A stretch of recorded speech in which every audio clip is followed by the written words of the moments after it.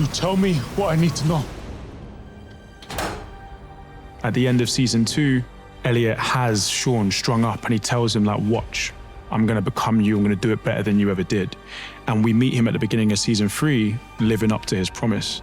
Because you're paying for shit, I guarantee 80% purity. The instigating action of season 3 in episode 1 is that Elliot visits Shannon's club and everyone seems to drop dead because the cocaine that he's distributing has been spiked. That leads him back to Sean, because all roads lead back to Sean, apparently. My wife and son were killed in a hit and run 7 years ago. That was your wife? Sean leaves a little nugget in his mind that perhaps it wasn't as coincidental an incident as he'd like to believe. Nah, I don't think so. Tell me! Bye, Elliot. Sean! Come back! Sean! Every season of Gangs of London seems to be ever so slightly different. This year's a bit more of a whodunit mystery. I suppose it is a murder mystery because there's mass murder that happens in the first episode. This season, we see the action of the gangs affecting the real world. We've kind of merged DNA of season 1 and the DNA of season 2 together. It feels like a kind of grown-up version of the show. We just went deeper with everything. The emotions of the characters, their motives.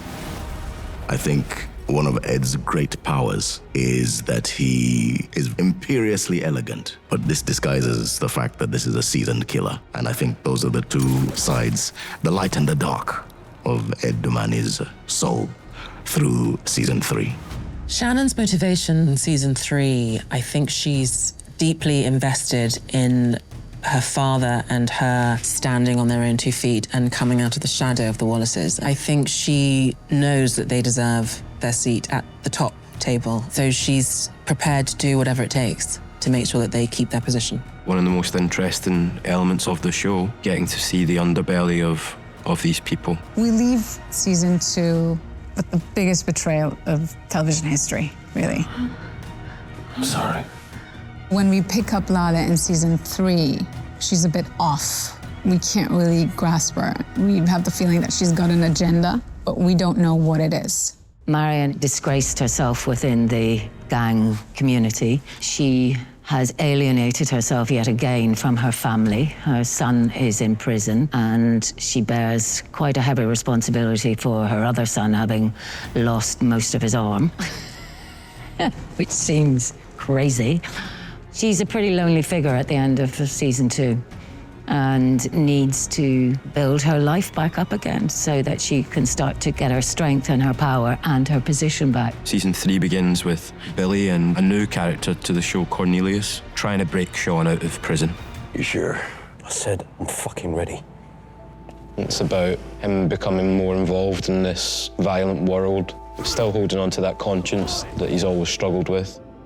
We've got a lot of very interesting new characters this season that I'm really, really excited about. One of them is Zeke, played by Andrew Koji. Zeke is an instrumental character. He is so important to the trajectories of lots of different people. Look at you, all dressed up like a ventriloquist fucking dummy. The one and only Mr. Richard Dormer, we had a lot of fun. It was very entertaining to sort of let him in on the history. We introduce the mayor of London, played by the incredible Tania Miller. So blessed to have her as a part of the show.